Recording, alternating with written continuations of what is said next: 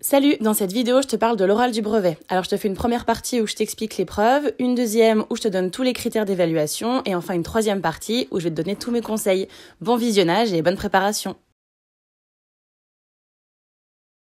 Ok, je suis back dans le game. Ouais non, ça se dit pas ça hein. Bon, en même temps, j'ai l'âge que j'ai. Bref, même si ça fait longtemps, j'ai quand même bien lu vos commentaires et il y a un thème qui est revenu assez fréquemment, c'est l'oral du brevet. Donc là, normalement, t'es dans la phase où tu vas rendre ta fiche de vœux. Donc je t'explique en deux avant que tu fasses ton choix existentiel. Alors, comme c'est un sujet un peu long, je vais te le faire en 3 vidéos. Dans cette première vidéo, je vais t'expliquer l'épreuve et les différents choix de sujets possibles. Ensuite, t'as une vidéo sur les critères d'évaluation. Et troisième vidéo où je te donne mes conseils pour l'épreuve. Alors du coup, concrètement, l'oral, comment ça se passe ? Tu passes devant un jury de profs, en général 2, pendant 15 minutes si t'es en solo ou 25 minutes si t'es à 2. Pendant les 15 minutes, tu as 5 minutes où tu parles seul et où tu présentes ton sujet au jury. Et ensuite, t'as 10 minutes d'entretien pour répondre à toutes les questions du jury.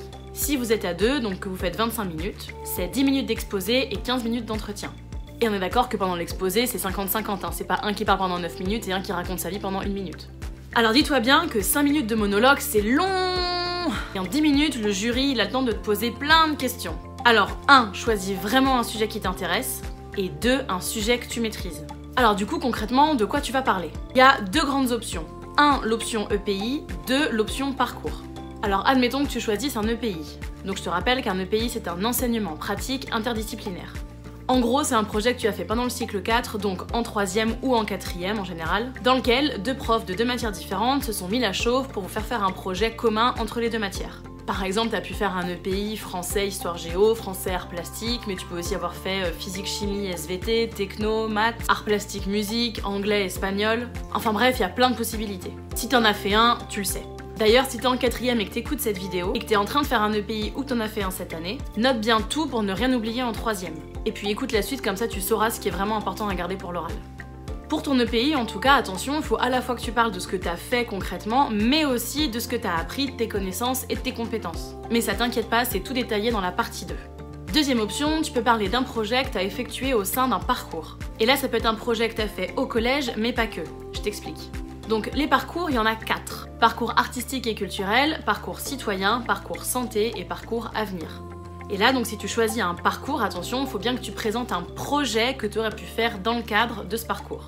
Par exemple, si tu fais partie du club théâtre ou du club choral de ton collège, que tu es allé voir des spectacles, que tu pratiques une activité artistique en dehors du collège dans un club par exemple. Tu peux présenter toutes tes activités mais aussi toutes tes connaissances que tu as acquises dans le cadre de ce parcours, que ce soit au collège ou à l'extérieur. Donc le but c'est bien de présenter un projet, ce n'est pas un exposé. Si tu présentes 5 tableaux, c'est hors sujet. Par contre, tu peux parler de tableaux dans le cadre du projet artistique, ça peut être une référence que tu as faite dans tout ton parcours. En fait, il faut qu'il y ait une ligne directrice. Tu peux parler de toutes les activités à partir du moment où elles sont toutes connectées les unes aux autres. Par exemple, tu peux parler de ton parcours autour du théâtre, si tu as participé à un projet théâtre en 5e, que tu as fait un an de club théâtre en 4e, que tu es allé voir un spectacle en 3e, et tu peux faire le lien avec toutes les œuvres théâtrales que tu as étudiées en français depuis la 6e. Le but, c'est vraiment de parler de ton évolution dans ce domaine, dans ce parcours. Et du coup, c'est la même chose pour tous les autres parcours. Dans le parcours citoyen, le but c'est de parler de ton évolution autour de la question de la citoyenneté. Ce que tu as pu faire dans le cadre de l'EMC, enseignement moral et civique. Si t'es au CVC de ton collège. Si t'as fait des activités ou des projets qui t'ont amené à te questionner sur le monde, sur la société. Et là, les œuvres étudiées en 3e et 4e peuvent aussi s'inscrire dans ce parcours par exemple. Tu peux avoir étudié des œuvres qui dénoncent les travers de la société, ou des œuvres qui amènent à réfléchir au rôle en tant que citoyen dans la société. Mais tu peux aussi parler des activités que tu fais si jamais t'es investi dans ta municipalité, si tu fais du bénévolat, si t'es au jeune sapeur-pompier volontaire par exemple. Enfin bref, tu vois, c'est assez vaste et le but c'est vraiment de montrer ton évolution. Vraiment, qu'est-ce que ce projet t'a apporté, qu'est-ce que dans ce parcours t'as pu apprendre, acquérir comme connaissances, mais aussi comme compétences. Pour le parcours santé, tu l'auras compris, c'est le même principe. Tu présentes pas une expérience ou tu fais pas un exposé sur un concept scientifique, tu parles des différentes activités que t'as menées autour d'une même thématique. Et à nouveau, faut parler de ton évolution dans ton parcours. Et là, pour le parcours à venir, attention. Le but, c'est pas de me faire un oral de stage bis. Et tout sauf un oral de stage. Alors évidemment, tu seras amené à parler de ton stage, mais ton exposé ne doit pas tourner que autour de ton stage. C'est un point dans ton exposé. En général, ce parcours, il est surtout pertinent pour les élèves qui sont en 3e prépa métier ou qui se destinent après à une voie pro ou un CAP. Ça peut être pour des élèves qui, même s'ils sont en 3e général, ont effectué plusieurs stages dans l'année et savent qu'après ils vont aller dans du pro. Parce que là, vraiment, le but de ce parcours-là, c'est vraiment de réfléchir à l'après-troisième. On s'attend à ce que tu connaisses très bien la formation pour arriver au métier que tu présentes ou au domaine professionnel que tu présentes, mais aussi les évolutions de ce métier ou en tout cas de ce domaine, ta réflexion sur le monde du travail. Donc tu vois, si t'as fait que un stage en troisième et que ton but c'est d'aller en seconde générale, vraiment ne prends pas ce parcours. Dans tous les cas, quel que soit ton choix, dis-toi bien qu'il y a deux aspects très importants. Faut que tu aies des connaissances théoriques, des savoirs qui sont en lien avec le sujet que tu présentes, mais tu dois aussi être capable de prendre du recul sur le sujet, que ce soit EPI ou parcours, en ayant un esprit critique, en parlant de comment tu t'es senti, mais ça, pareil, je t'explique tout en partie 2. Donc, pour résumer et t'aider un minimum dans ton choix, choisis 1. Un sujet qui te plaît, 2. Un sujet que tu maîtrises. Et normalement, tu devrais pas trop te planter. Et pour savoir à quelle sauce tu vas être mangé, je te laisse aller voir la partie 2. Si tu tombes sur cette vidéo, c'est que normalement t'as vu la première partie. Si c'est pas le cas, je te conseille vivement d'aller la voir. En tout cas, dans cette vidéo, je vais te présenter tous les critères d'évaluation à l'oral du brevet. Donc déjà, t'es évalué sur 100 points. 50 points pour la maîtrise du sujet et 50 points pour la maîtrise de l'expression orale. Donc déjà, tu vois qu'ici, le fond est aussi important que la forme. Et alors concrètement, en support, t'as un diaporama à présenter. Alors pour le plan, je te conseille de faire comme ça. D'abord une intro, où tu donnes clairement le nom du sujet que tu as choisi, que ce soit un EPI ou un projet au sein d'un parcours, et tu expliques tes démarches et tes motivations en lien avec ce sujet. En gros, pourquoi ce sujet-là, et comment tu as fait pour y participer, notamment si tu parles d'un sujet qui n'est pas lié seulement qu'au collège. Ensuite, dans une première grande partie, tu expliques le déroulé concret du projet. D'abord, l'objectif du projet. Quel était le but? Pourquoi ça a été mis en place? Si c'est un EPI par exemple, réfléchis à pourquoi est-ce que les profs ils ont décidé de faire cet EPI. Et si vraiment t'as aucune idée, eh ben, tu vas les voir ou tu les contactes. Ensuite parle du point de départ. D'où est-ce que vous êtes parti? D'où est-ce que tu es parti? Est-ce que c'était pour approfondir une connaissance? Est-ce que c'était par rapport à un cours que les profs voulaient rendre de manière un peu plus vivante et concrète? Est-ce que c'est parce que toi t'avais un intérêt particulier pour ce sujet-là? Enfin bref, d'où est partie l'idée quoi. Ensuite, tu expliques concrètement les différentes étapes liées à ce projet. Donc là, explique bien concrètement comment est-ce que s'est déroulé chaque étape.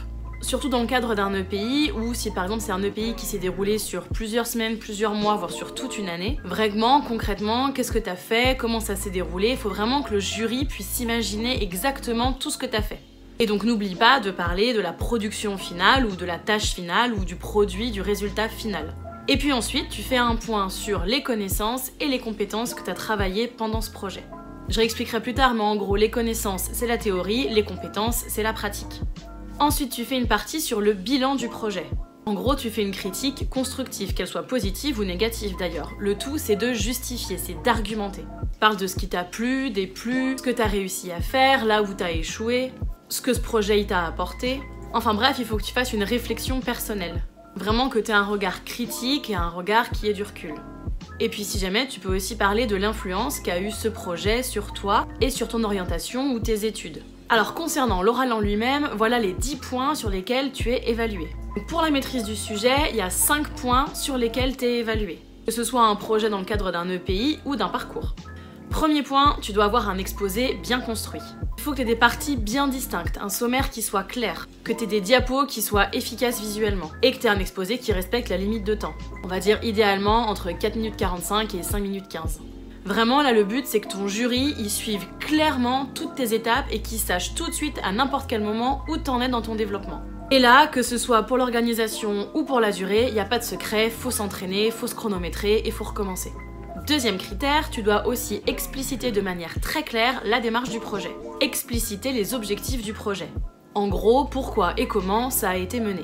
Et quel était le but s'il y en avait un dans le cadre d'un EPI, quelle était la tâche finale. Troisième critère, il faut que tu connaisses très bien ton sujet. Tout ce qui est théorique et technique, il faut que tu le maîtrises. Si c'est un sujet autour de l'art et la culture, il faut que tu maîtrises à fond toutes les références artistiques. Les noms des artistes, les titres des œuvres, les dates, les courants. Bref, faut qu'il y ait zéro inconnu pour toi le jour de l'oral. Si tu choisis un sujet scientifique, il faut que tu maîtrises les données scientifiques. Le vocabulaire technique, les théories, les théorèmes, là c'est pareil, tu dois être incollable sur ton sujet. Dans le cadre du parcours citoyen, ça va être connaître les institutions, connaître les lois, connaître le fonctionnement des lieux dans lesquels tu as pu être.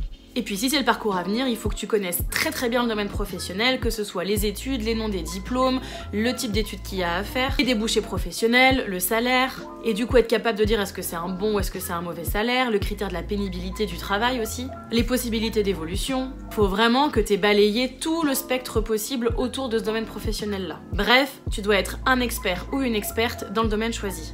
Et donc là, sur la maîtrise du sujet, t'es bien sûr évalué pendant que tu fais ton exposé, mais aussi et surtout pendant les questions du jury. Qui, je te rappelle, dure 10 minutes, donc c'est long. 4e critère très important, tu dois être capable d'analyser ta pratique et celle de tes pairs, donc ceux avec qui t'as pu travailler. En gros, tu dois être capable d'avoir un regard critique. Qu'est-ce qui s'est bien passé ou pas? Pourquoi? Qu'est-ce qui peut ou doit être amélioré dans le cadre de ce projet? Pourquoi? Comment toi t'aurais pu être plus efficace? Comment tu t'es senti? Bref, il faut que tu prennes du recul et que tu sois actif ou active face à ton sujet. L'exposé, c'est vraiment pas une simple liste de tout ce que t'as fait. Il y a vraiment une grosse partie, voire même une majorité, qui doit être autour de la prise de recul et du regard critique. Donc à bien anticiper et à bien présenter dans ton exposé. Et enfin, dernier critère, tu dois être capable de présenter les connaissances et les compétences acquises durant ce projet. Les connaissances, c'est tous les savoirs théoriques que tu as appris. C'est vraiment la théorie pure. Donc les références artistiques, les principes scientifiques, le nom des institutions, le domaine professionnel. Et les compétences, c'est tout ce qu'on appelle savoir-faire et savoir-être. C'est les savoirs concrets, c'est ce que tu as appris concrètement à faire. Ça peut être très bien avoir appris à t'organiser, à travailler en groupe, à t'exprimer à l'écrit ou à l'oral, d'avoir utilisé les outils numériques, mais aussi d'avoir réalisé une maquette, un dossier, surmonté une peur. Bref, c'est vraiment les choses concrètes qui t'ont fait évoluer. Donc ça, c'est les 5 points pour la maîtrise du sujet, donc 50% de la note, 50 points. Maintenant, concernant la forme, tu es aussi évalué sur ta maîtrise de l'oral. Et là aussi, il y a 5 critères sur lesquels tu es évalué. Premier critère, la ponctualité et la tenue. Donc t'arrives bien en avance et pas sapé à l'arrache. C'est-à-dire que l'ensemble t-shirt, survêt, OL, OM, PSG, OSEF, on évite. Et le pot de pêche, il reste au placard. Tu essayes de venir dans une tenue relativement professionnelle. Alors je sais bien que c'est très relatif et que c'est assez subjectif. Et puis si t'as un doute, tu vas sur Pinterest, tu tapes tenue orale ou sur Google et t'auras plein d'idées pour t'aider à t'habiller. Et même si, ouais, vas-y, porter un jean et tout, ça se fait pas. Dis-toi qu'à l'oral, tu vas croiser personne parce que tout le monde a une convoque. Donc dans tous les cas, t'inquiète, tu seras seul tout dans les couloirs. Deuxième critère, il faut que tu t'exprimes de manière maîtrisée. C'est le fait d'être audible, qu'on t'entende bien, que t'aies une posture adaptée, comme ne pas être collé au tableau, ne pas avoir les bras croisés. Mais ça, je t'en parle en détail dans la partie 3. Troisième critère, il faut que tu aies un niveau de langue adapté. Donc il faut que ton vocabulaire y soit précis, il faut au maximum gommer les tics de langage, trucs, genre, bref. Et surtout, faut éviter au maximum de faire des fautes. Ou le moins possible en tout cas. Donc les si j'aurais, les malgré que, ça n'existe pas, c'est pas français. Et pour ça, pas de mystère, il faut t'entraîner et il faut répéter. Vraiment, l'aisance à l'oral et la fluidité, c'est un marathon. C'est pas une leçon que t'apprends la veille pour le lendemain où tu recraches tes verbes irréguliers. Non, c'est un vrai entraînement sur la durée. Quatrième critère, quand le jury te pose une question, ne réponds pas seulement par oui ou non. Il faut que tu développes ta réponse. De toute façon, si tu le fais pas, ils creuseront pour que tu ailles au bout de l'idée. Et si tu développes pas, ils vont te poser d'autres questions. Et le souci, c'est que si vraiment tu développes jamais, les questions elles vont être de plus en plus dures parce que forcément ils vont devoir creuser pour avoir des questions de plus en plus larges. Donc là, dis-toi qu'il faut vraiment que tu dialogues avec ton jury. C'est un échange, il faut que tu sois constructif, il faut que tu argumentes. Et enfin, dernier critère, tu es évalué sur ta capacité à exprimer tes sentiments et ton avis personnel. Donc pendant tout ton projet, est-ce que t'as été étonné, surpris, frustré, en difficulté? Quand? Pourquoi? Prends vraiment du recul sur le projet. Et puis tu peux donner ton avis sincère, est-ce que t'as aimé ou non? Et là, il faut bien que tu précises, il faut bien que tu justifies pourquoi. Alors les arguments, c'est parce qu'il fallait se lever tôt ou parce qu'il y avait beaucoup de travail. Bon, pourquoi pas, mais il faut vraiment que t'argumentes beaucoup plus que ça, ok? En tout cas, tu vois que dans le fond, comme dans la forme, tu es évalué sur ta capacité à parler du sujet de manière développée et maîtrisée, tout en argumentant et en prenant du recul. Et tu dois aussi faire attention à t'exprimer de manière claire. C'est donc vraiment une évaluation complète sur le fond et sur la forme. Et pour savoir sur quoi ou comment t'entraîner, je te laisse aller voir la partie 3. Ok, si tu regardes cette vidéo, c'est que normalement t'as vu les vidéos 1 et 2. Si c'est pas le cas, je te conseille d'aller les voir aussi avant. En tout cas, voici mes conseils pour te préparer au mieux à l'oral du brevet, mais aussi à des exposés ou des oraux de manière générale. Dis-toi que l'oral, ça va faire partie de toute ta scolarité, mais aussi de ta vie professionnelle. Au bac, général ou pro, t'auras des oraux. Durant ton CAP, t'auras des oraux. Si tu fais des études, t'auras des oraux. Durant ta vie pro, t'auras des entretiens, des réunions, voire des conférences à mener. Bref, dis-toi bien que plus tôt tu t'y mets, plus vite tu seras à l'aise dans ce domaine de l'oral qui va faire partie intégrante de ta vie. Alors déjà, pendant ton oral de brevet, faut vraiment que tu penses à être audible. Pour ça, il faut que tu parles avec un volume qui soit assez fort, que tu articules et que tu ne parles pas trop vite. Surtout qu'avec le stress, on a un petit peu tendance à accélérer. Alors vraiment, prends ton temps. Ensuite, pense à ta posture. Regarde ton jury, t'as des gens en face de toi, parle-leur. Pense à la façon dont tu te tiens. Sois bien ancré sur tes deux jambes, ne te colle pas au tableau et pense à être bien stable sur tes deux pieds. Et puis, troisième point, serre-toi de tes bras. Alors le but c'est pas de faire le moulin pendant 15 minutes, mais serre-toi de tes bras pour ponctuer ce que t'es en train de dire. Là tu vois, moi je m'en sers naturellement. Et surtout, ne croise pas les bras ou mets pas les mains dans les poches. Troisième conseil, pense à parler de manière expressive. On est bien d'accord, c'est pas un spectacle. Mais dis-toi que ton jury, lui, il enchaîne 16 élèves en une matinée, en 4 heures. Donc si tu parles de manière monotone, que tu mets pas de rythme, que tu bugs sur tous les mots, que t'arrives pas à faire une phrase sans te reprendre, forcément, au bout de 10 secondes, tu vas les perdre. Donc pense au ton, au rythme et à la fluidité. Aussi, pour t'aider, t'as le droit d'avoir des notes. Mais alors je te conseille vraiment de n'écrire que la structure de ton exposé et aussi les mots-clés. Vraiment, n'écris aucune phrase entière. Parce que là, tu vas forcément être tenté de lire et là, t'es foutu. Si tu lis, ça veut dire que tu regardes pas ton jury, ton volume sonore il va forcément être bas, et en plus tu vas parler à 200 à l'heure. Donc faut que tu t'entraînes, pour maîtriser ton sujet sans avoir besoin d'avoir des notes. Concernant le diapo, faut vraiment qu'il soit clair et épuré. Tu ne notes que les titres, les mots-clés, et tu mets des illustrations. Pas de phrases, pas de texte. De 1, le jury il aura pas le temps de le lire. De 2, tu seras aussi tenté de le lire. Et en plus, en 3, ça fait beaucoup trop chargé, c'est pas du tout joli à regarder. Et surtout, vérifie l'orthographe. Et d'ailleurs, dernière chose aussi à l'oral, essaye d'éviter au maximum les fautes de grammaire et les fautes de langue. Faut aussi que tu aies un vocabulaire précis, que tu l'aies cherché avant parce que ça vient pas forcément naturellement. Et ça, à part s'entraîner, y a pas de miracle.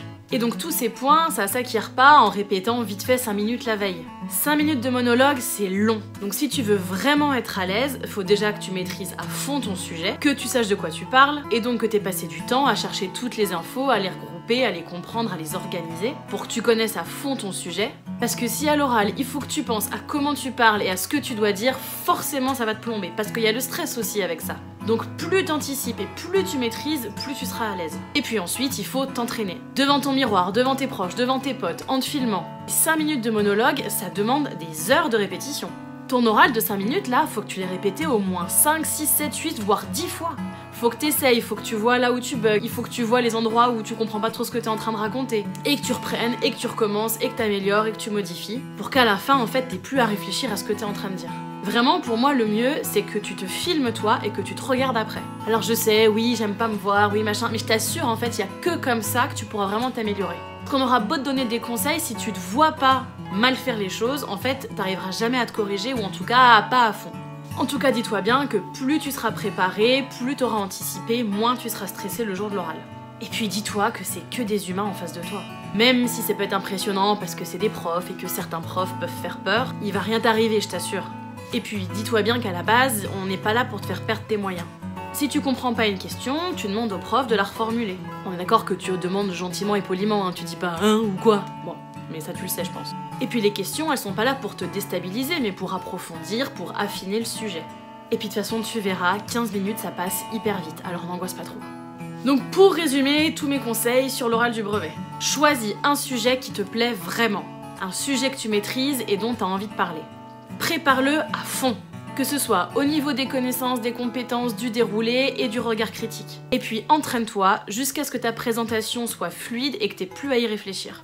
En tout cas, si t'as des questions, n'hésite pas à les mettre en commentaire et promis, j'essaye d'y répondre. Allez, courage, je sais que tu peux faire péter un 100 sur 100 si tu t'en donnes les moyens.